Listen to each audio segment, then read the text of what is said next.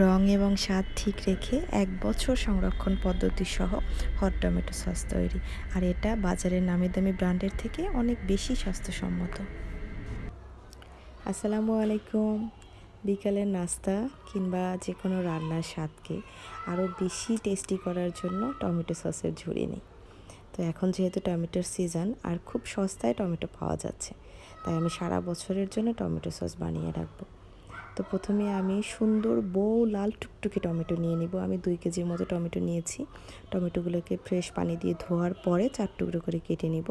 তারপর আমি সিদ্ধ বসিয়ে দিব, কিছুটা রসুন দিব, আর লবঙ্গ দিব, আর একটু গোলমরিচ দিব। দিয়ে বসিয়ে নেওয়ার পরে আমি এটাকে সিদ্ধ হয়ে আসলে ঠান্ডা করে ব্লেন্ড করে নিব। আর ব্লেন্ড করার সময় আমি 2-3টা শুকনো মরিচ দিয়ে দেবো, যাতে রঙটা আর একটু সুন্দর হয়, আবার একটু ঝাল হয়।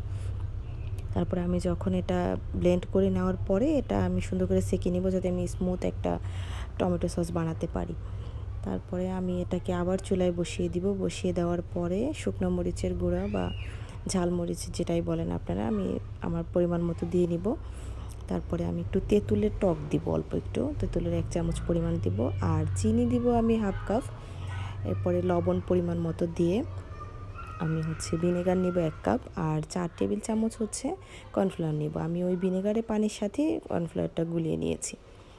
তারপরে এটা দিয়ে দিব। দিয়ে কিছুক্ষণ নাড়ার পরেই দেখবেন এটা বেশ ঘন হয়ে যাবে, যেহেতু আমি কোনো পানি মিক্সড করিনি।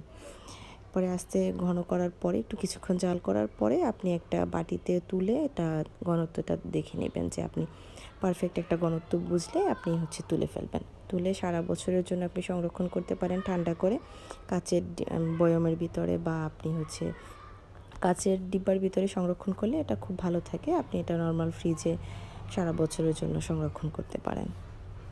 তো এই তো হয়ে গেল খুব সহজে আমার স্বাস্থ্যকর উপায়ে টমেটো সস তৈরি। আশা করি সবাই এভাবেই করে নিতে পারবেন। ভালো থাকবেন সবাই। আল্লাহ হাফেজ।